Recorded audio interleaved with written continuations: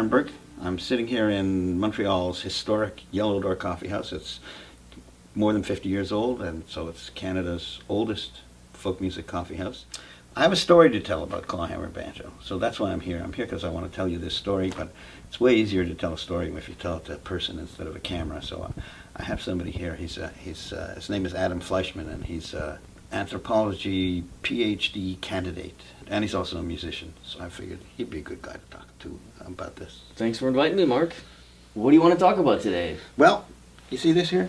Yeah. I'm going to talk about this instrument, which is an African instrument that resembles the banjo, and is part of a family of African instruments that resemble the banjo, that are, in fact, the roots of the banjo. They're not banjos per se, but the banjo traces its ancestry to Africa.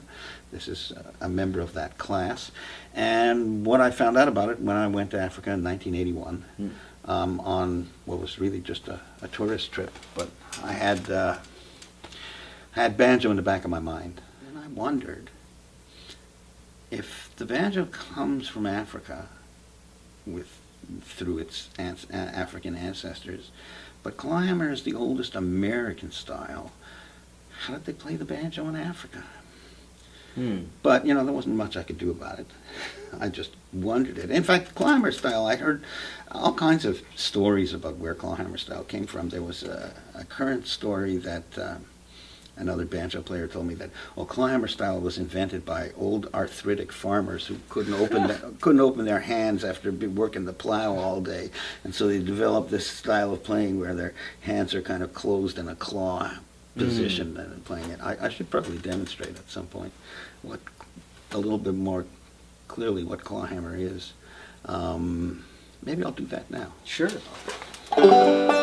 So these days, you see the banjo resurging up in sort of traditional string music, and a lot of people are playing with all 5 or 4 of their fingers. This is not what you're talking about today, right? It's a different style. No, it's a peculiar way of getting sound out of an instrument. In that most of the time, on other stringed instruments, you either pluck up with the finger and down with the thumb, like that, or you go up and down with your hand. Right. Clawhammer is all down. So the hand comes down, and you're hitting the strings with the back of the fingernail on your right hand. And as the hand is rising, the thumb plays a string, just sort of catching it on the way up. So.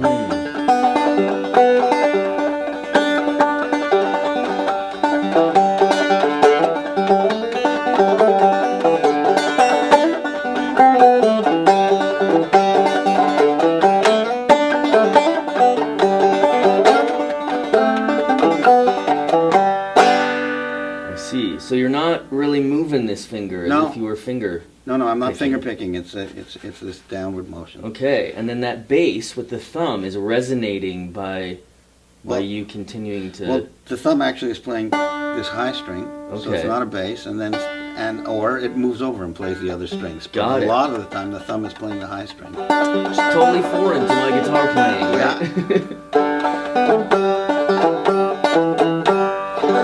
Okay, so now that I've demonstrated what it is, we can talk a little bit more about where it comes from. Great. So for a long time, I did think that clawhammer was the oldest American style, and I also thought it was a style that was completely unique to the banjo. That is, that there were no other instruments in the world that were played that way, unless there were people just adapting a banjo technique to play another instrument. Actually, these days, a lot of people play clawhammer on the ukulele because it's set up like a banjo where it has a high string on the top part, so it works really well on ukulele. But it's certainly not a traditional ukulele style. And then, as luck would have it, I had the opportunity to travel to Africa. My wife and I took a trip to West Africa in 1981. I figured, okay, everywhere I go, I'm gonna ask people if they have ever seen any of these instruments and if they know how they're played. And in order to do that, I brought with me a banjo of my own, a smallish banjo, and I carried it around and I played it everywhere I went. Maybe I should show you that banjo. Sure, yeah. Now, this is like a very old style American banjo. Okay. Because it has no frets. The banjo began as a fretless instrument and only acquired frets in the late 1800s. And this is very small, and that's typical of homemade instruments and stuff like that. It's still got a animal hide skin. It's got yeah. And this is a peculiar hybrid instrument that was partly made for me. This is the banjo that I then took with me to Africa. I had it slung over my back. I didn't have to put it in a case. I didn't have a case for it. And I carried it around and I played it all over the place. And there was one song that I played the most because it's an American song, or at least thought to be an American song that I read somewhere, and I got to tell you, I can't remember where I read it because I've looked for this reference and I can't find it anymore. I read somewhere that this particular tune was originally a West African tune and was still played in West Africa. So I thought, it's a good tune to play. There you go. And so this is what I played all over the place.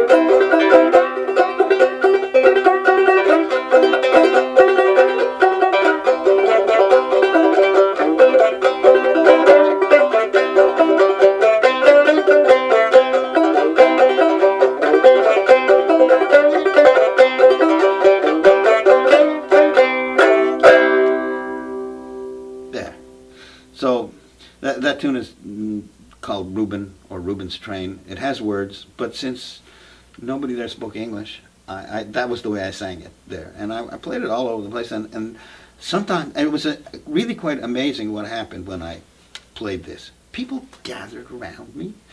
I had audiences. They were like really interested in the instrument. Some guy, practically the first day I was there, said, I'm going to put you on the radio. Come with me. I'm going to take you to the radio station. And I didn't go because I had other things I had to do. But, and I asked, so do you know anybody who plays instruments, something like this? And everywhere I went, I got the same answer. They play those in the country. Not in the city. No, nobody in the city plays that anymore. Way out in the country, you can find instruments like that. And as you played, people gathered around. People gathered around. They said, we play electric guitar, go to the country. They didn't say we play electric guitar. I asked if there was any traditional music that I could hear, and they told me about a concert that they characterized as traditional music. And so my wife Rosemary and I went to this concert, and it was electric guitars. It probably was traditional music, the music itself, but you know, the performance in the city was updated. Jamming out on Stratocasters. So we traveled around these various countries, and at a certain point in time in August of 1981, we ended up in Mali.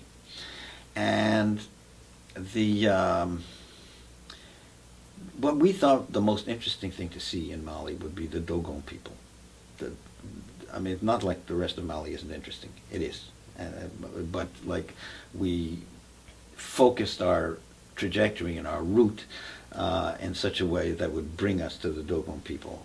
En route, we also saw all kinds of other interesting things. And this is because the Dogon people are kind of,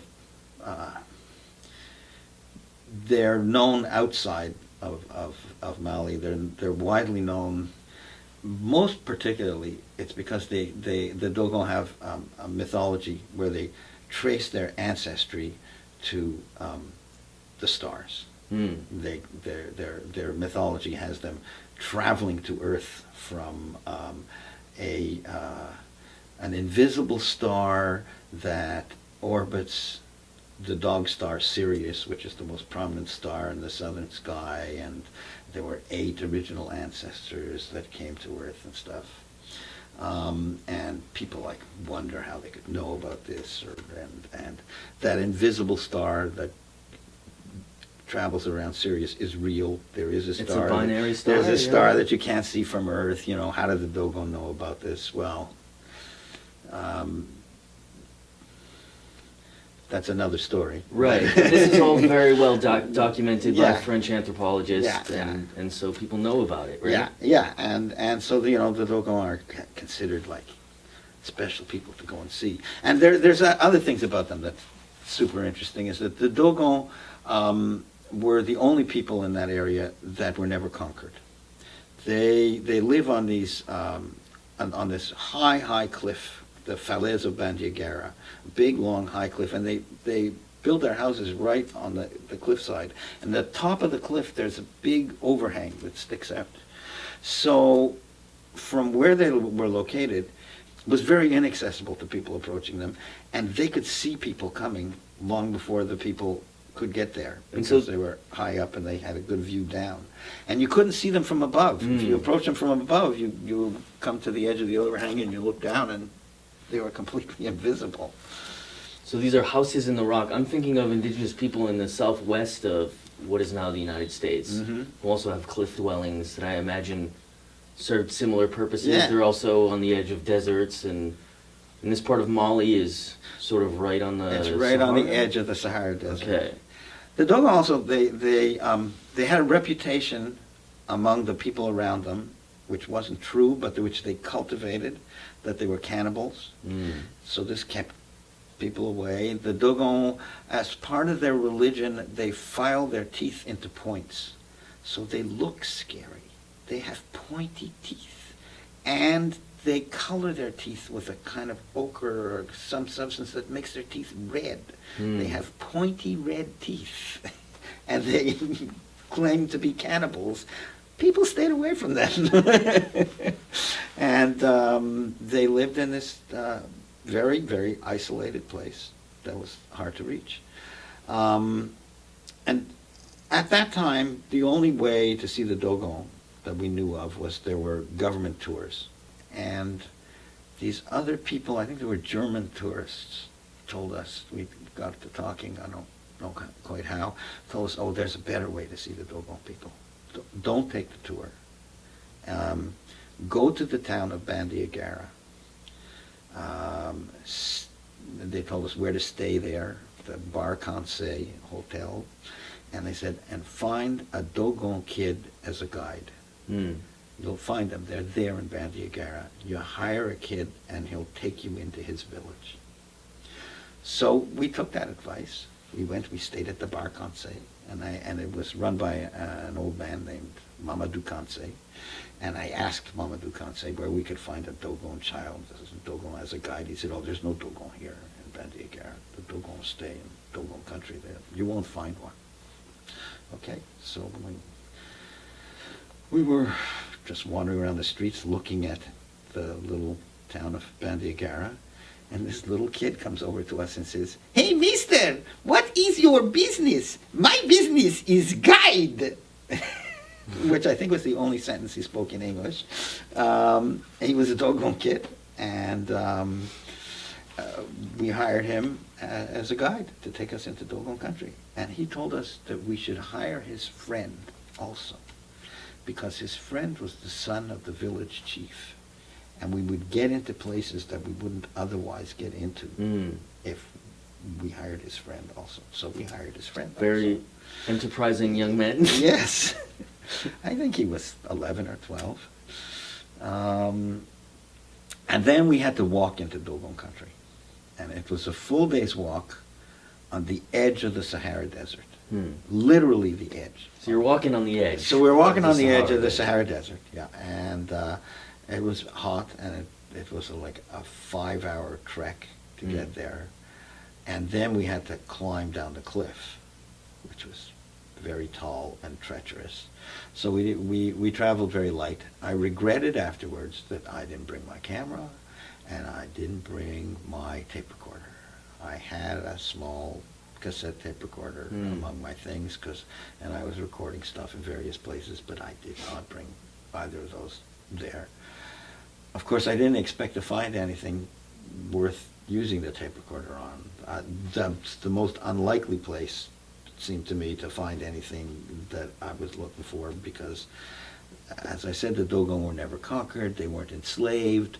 I saw no reason to connect the Dogon to the American experience. Right. So that everywhere else I thought there might be people that, whose relatives had gone to America, but I didn't think that of the Dogon. Anyway, I did bring my banjo, though. Carried it on my back. And when we got to the top of the cliff, there were some Dogon people coming up the cliff. They were going to market. They stopped, and they stopped us, and I played for them, and they danced, and it was really cool. And, as with everywhere else, everywhere I went, people did ask me to play, and I played, and most of the time they seemed to like it a lot. So I was very gratified. And anyway, I didn't know how we were going to get down the cliff, but there was like a natural staircase of rocks that, of course, they knew where to go, and we brought us there. And it was, again, a long and treacherous climb to get down. But we climbed until we got, our guide's name was, the first one we hired, his name was Ibrahim, and his friend, the son of a village chief, was Omar. And the first place we came to was Ibrahim's village. He brought us to his village. And as we were actually, it wasn't just me and my wife. We were traveling with 3 American Peace Corps workers and 1 Canadian CUSO worker, who were all on vacation at that point in time. And we somehow, we met in Bandiagara, and we decided to do this as a common enterprise, and we hired the guides together, and it made things simpler if we traveled together. And especially since of the group, I was the only one who spoke French. So I served as the intermediary between everybody in the group and the guides who didn't speak English. And so I spent a lot of time translating conversations. And when we got to Ibrahim's village, he said, the village chief is going to want to meet your chief. You have to have a chief. We're making you the chief. So they brought me to the village chief, and he was an old man. He seemed to be stiff and very formal. And Ibrahim introduced me as the chief of these white people, and we exchanged formal greetings. And then I think Ibrahim told me I should play music for him. So I did. I played Reuben, and he seemed singularly unimpressed and disinterested. But when I finished, and just as night was beginning to fall, and it was getting dark, from between 2 huts emerged a guy carrying an instrument that bore a remarkable resemblance to my banjo. It looked like this instrument here, except it was bigger about twice the size. And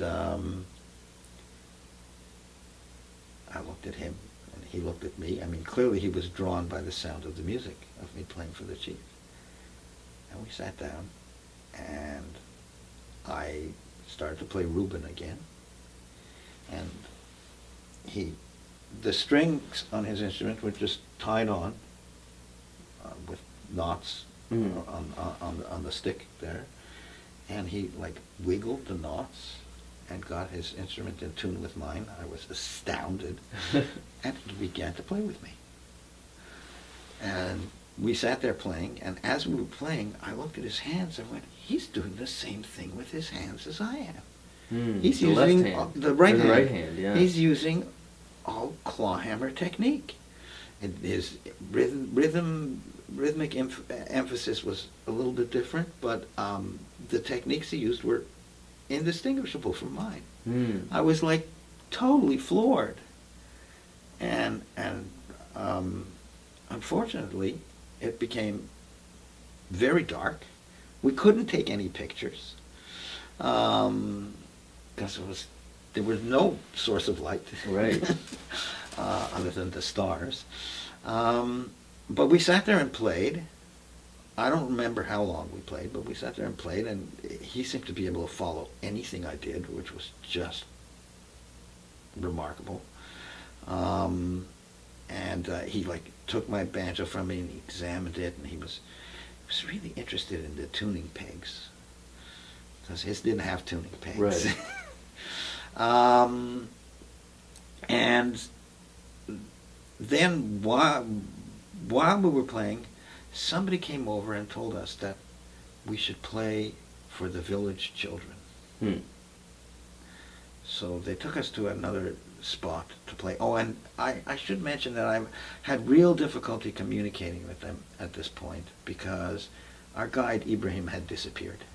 It was his village, and he ran off with some other kids, so I had, Hang out with his I had friends. nobody to translate for me from French into Dogon. And the people I was speaking to seemed to speak very limited French. Ibrahim spoke good French. Oh, he probably went to... He went to school. French school, Oh, yeah. He went to school, and in fact, Ibrahim described to me the following. He was describing how the village was laid out. He said there's a Christian section, and there's a Muslim section, and there's an animist section.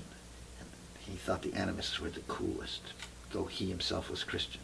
I think he was Christian. Actually, he might have been Muslim, I'm not sure.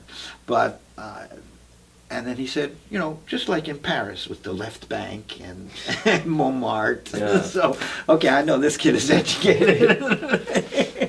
But meanwhile, most of the adults, having Most of the escaped adults. most of the institutionalization of French colonialism, let's say, Yeah. you couldn't communicate with them because you didn't have an intermediate language. Everyone Yeah. else, I imagine, was even more lost. Yeah. Are they following you around playing with this guy? Yeah. And so they took us to a place. There was like an open area, and we sat down and played. And they brought this group of about 7 kids who stood there in a line, and we played. And it was sand, and the kids had bare feet. And while we played, they danced. And you would think that bare feet in the sand doesn't make a sound, but it does. And there's 7 kids dancing in perfect rhythm to what you're doing. It was like this ethereal percussion. It was beautiful. And then one after another, the kids took 2 steps forward and danced the solo. Everybody danced in rhythm, a strict rhythm to the music, and they danced complicated stuff. And then they danced backwards and got back into line. It was just gorgeous, just stunning. I so wished I could have recorded that. And we played for a while, and a long time, and eventually it was time to go to bed, and the kids left, and the fellow with the instrument left, and we went, and we had a place that they were putting us up. And I thought I would see the guy the next day, and I was gonna take pictures and ask him if I could buy his instrument while we had somebody who could translate for us, Right. because he did not speak French, so I had no way to communicate with him. But the next morning when I got up, he was gone. I was told that he had gone to market and he wouldn't be back all day. So, and our trip was, moving. We were going from there to Omar's village, where his father was the chief. In fact, I think his father was the regional chief. And so I never saw that guy again. Never got a chance to offer to buy his instrument. We went to Omar's village, and again, we sat down with the chief, and we talked and whatnot, played, and then again they said, come and play for the children, which I did. But also, they told me, they said, Omar said, we have a big book that a woman once came by helicopter, and she gave us this big book with Dogon history in it, but it's in English, and none of us can understand it. Can you read it and tell us what's in it? Well, I thought, this sounds like an awfully tall order. They're going to give me a big book to read and then tell them what's in it? And then they brought it to me. And sure enough, yes, it was a big book. It was like about this tall, but it was only a few pages wide, because it was an exhibition catalog from the Guggenheim Museum in New York about Dogon art. And in it, in the introduction, there was a page-long introduction about the Dogon people and where they come from and their mythology. So I sat down with all these kids and I translated this stuff, and they all looked at me in rapt attention, like, wow, they never heard this before.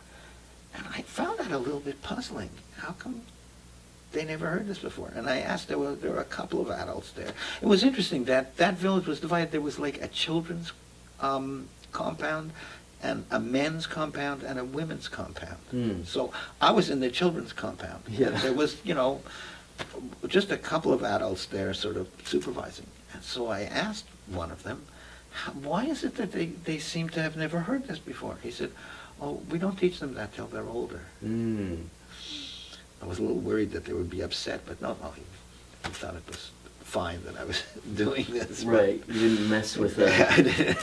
the coming of age. No, Right. so here I was, after telling this story to all the kids, I was lamenting the fact to Ibrahim that I had not been able to buy the banjo, or the instrument rather, from the person that I had played with the night before. And he said, oh, you want one of those? I can get you one of those. I know somebody here who has one. And he got this kid. It was a little kid who came out, I don't know, 11 or 12. He had made one. This one. And he made it, for the size to suit him. The one I'd seen the night before was about this size. It was about half the size. And he was very happy to sell it to me. Although Ibrahim said to me, he said, but you have such a fine instrument.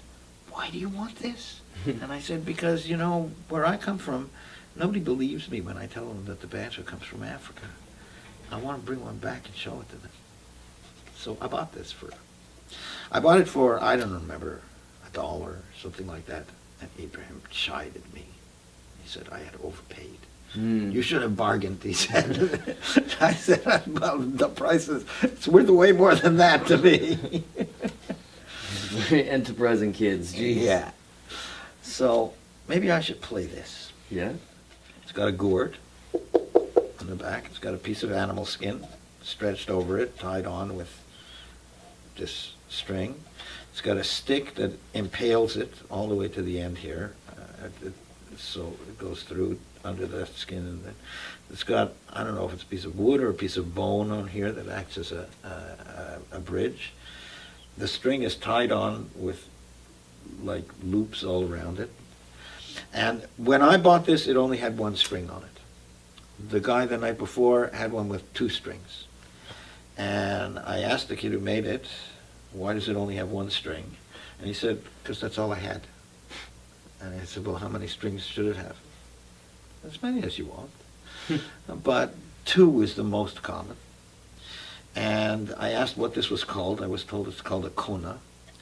But if it has 2 strings, it's called a konu. And many years later, I ran into a Dogon in Tanzania, and I talked to him about that. And I said, does kona means 1 string and konu means 2 strings? He said, yeah, that's what they mean. That means. Pretty straightforward. Yeah.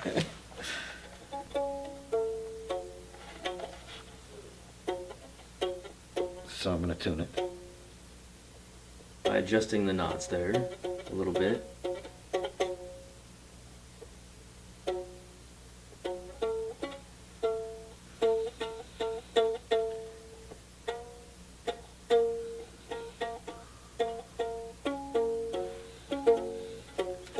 Yeah, you wiggle the knots to get them in the right place.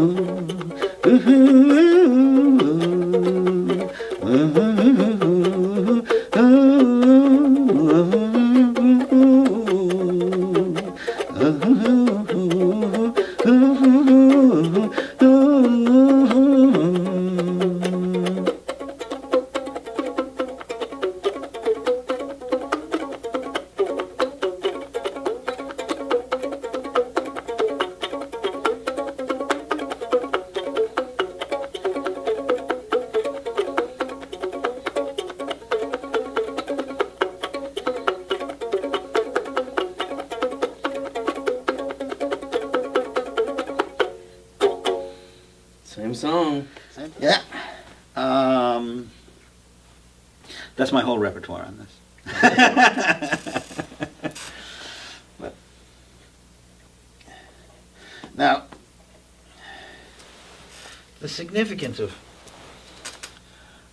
what I found is not that clawhammer technique comes from the Dogon people. Right. That seems pretty clear to me, because since then I've seen other videos on YouTube of people all over in West Africa that use those techniques. But at that time, YouTube didn't exist, those videos didn't exist, nobody knew that those techniques came from Africa. As far as I know, I was the first person to realize that those techniques came from Africa, probably because maybe the only clawhammer banjo player that ever went looking. So at that point, at that point, so I recognized the techniques. It's not that other people hadn't heard these instruments or anything like that, or seen how they were played. And when people were doing research in African instruments like this, at that time, they were looking for the roots of the blues, and they tended to concentrate on finger-picking styles, which also are played on some of these instruments. So the recordings that were made were recordings of people that sounded like blues. Right. And nobody was paying attention to this style then. And you were able to make the connection then. I made the because connection you were because already that's a it. clawhammer You know, I was banjo player. That's the style I played, and that was the question I had in my mind. Mm. You know, and I have to say, because clawhammer is so hard to see what you're doing, because it's like inside your hand, I even questioned myself, does it look like clawhammer to me because that's what I want to find? Right. Or is he really doing that? Mm-hmm. And I got him to show me what he was doing. I was like looking with my hand upside down, looking inside his hand, and yes, it is really what he was doing. And interestingly enough, another Canadian banjo player, a guy named Jamie Stone, who's a wonderful banjo player. He's from Toronto originally, but he lives in Ohio now. Went to Dogon country in, I don't know, sometime in the last decade, and found the same thing. Two Canadians found the same thing in Dogon Right. country. I think that's kind of cool. Yeah, pretty. And anyway, I was relieved to see that he confirmed what I had Right. found too, that is the technique that they were using there. And he videoed it, which I didn't. I was going to. I was talking about the. So to me, the significance of this is that it shows that the clawhammer techniques were widespread all over West Africa, and therefore likely came from Africa to America. Mm-hmm. Nobody was around or documented it in the 1700s to be able to say for sure. Right. But it's such a peculiar way of playing, and since the instrument derives from African instruments and was developed by African Americans who were then enslaved in the Caribbean, it seems extremely likely to me that the technique came along with the instrument. While we were there, the people I was with, particularly the Peace Corps guys, were really interested in hearing the details of Dogon mythology straight from the horse's mouth, as it were, from the Dogon people. So a lot of times they asked me to ask questions about it. But when they asked these questions about Dogon mythology, the answer we were always getting, it was much like the answer I was getting in the city when I said, you know anything about these instruments? Oh, you have to ask somebody else out in the country. Here it was, oh, you have to ask somebody older, you have to ask, and you have to go to there and ask people. So we did, we followed the trail, and then we came to very old people. And nobody, it seemed, that we were encountering there knew anything about these famous myths. We asked them about the stars. They didn't know anything about it. They drew pictures in the sand. They never heard of it. They knew nothing about it. Finally, they said, you have to ask the griot. And we went to see the griot, who's like the keeper of the oral history. Even he did, in this area, didn't know anything about this. So I don't know how widespread those particular myths and stories I wonder if they were even were. I wonder if they were skillfully feigning ignorance, Maybe. being careful of what they were sharing. Who knows? Who knows? I don't know. But what I do know then is that when we were leaving Dogon country, we were climbing up the cliff, and partway up the cliff, my wife got sick. And it's kind of embarrassing, but she was throwing up, and the whole village, there was a village partway up the cliff, the whole village seemed to come around, to stand around watching her throw up. And so somebody said to me, I guess it was Ibrahim, said, play music and they'll follow you. And so I did that, and it worked. It was like the Pied Piper. I played music, and I started walking away, and they all followed me. And we went somewhere else, and we sat down, and the children came, and I played for the children. And here, in every other Dogon village we'd been before, the children came like happily, and we had this terrific time. Here, the kids were like looking at me like I was from outer space. It turned out that this was a restricted village. They did not allow any tourists in there. These kids had very few interactions with people that weren't from their village, and they were very suspicious at first. Anyway, eventually they did warm up, but I think their relationship to the outside world was not necessarily one that had always been pleasant in the past. But I don't know. I don't know. But this was a very isolated village that we were not supposed to go into, and we only got to go into it because Omar's grandfather was the chief of this village. And so they let us in, and my wife got better, and then we sat around, we met with Omar's grandfather, who was You know, they kept telling us you have to see somebody older. This was the oldest person that I'd seen. He was a very old man. And along came the questions again. And they said, can you tell us what the stars are made of? That was the question.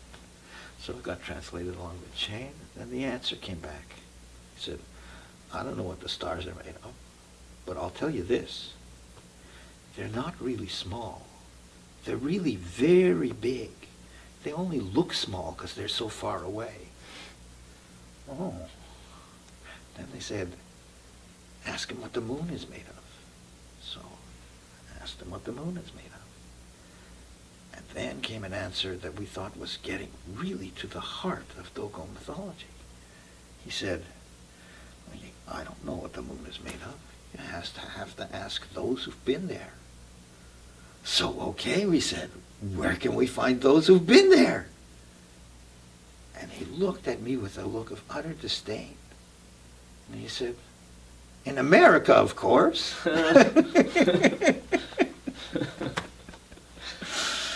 And then one of the guys just asked what, to me, was a very innocent question. Ask him if he thinks it's going to rain tomorrow.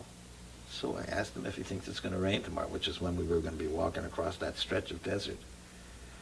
And by now it was like he was fed up with these stupid questions, because his answer was, how would you find out if it would rain tomorrow? You'd listen to the radio.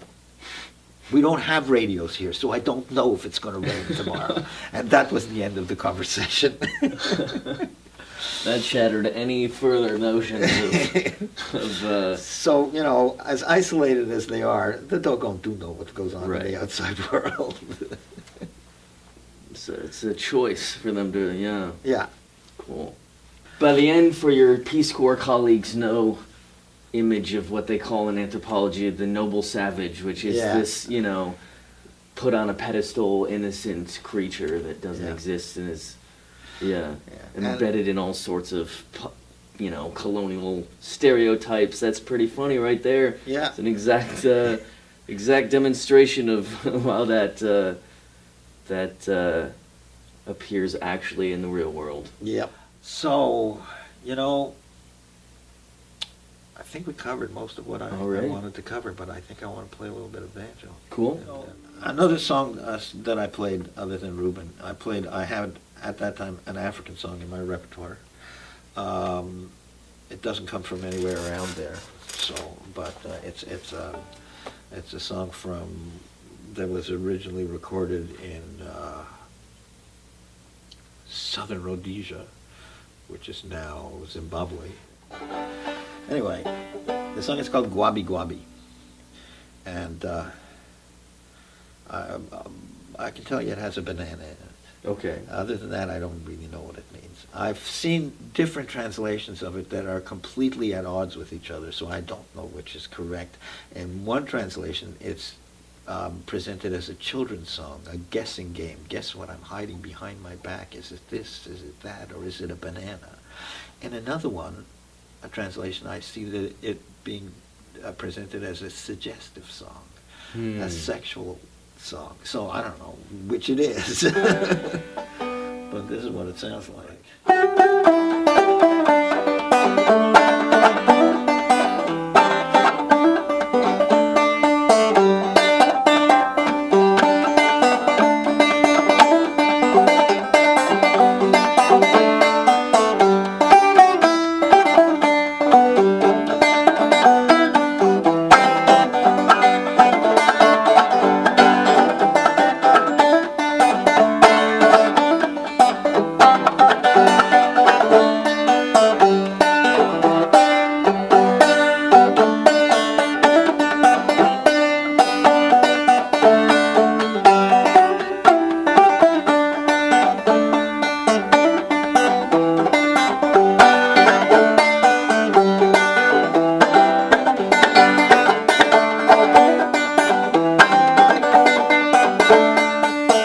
Guabi guabi kucha, nyelentombia.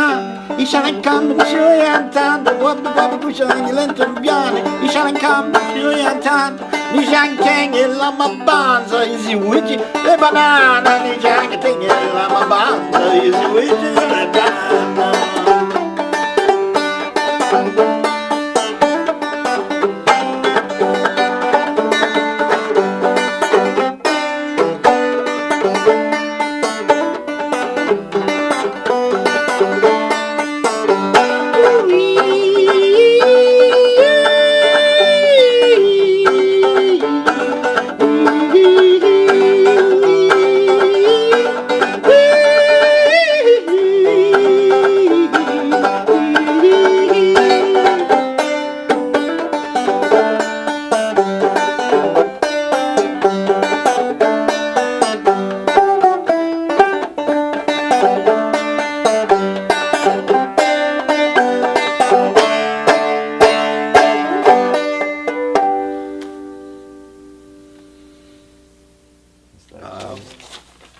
Seems to me nobody, in 1981, nobody was looking for African antecedents of clawhammer playing.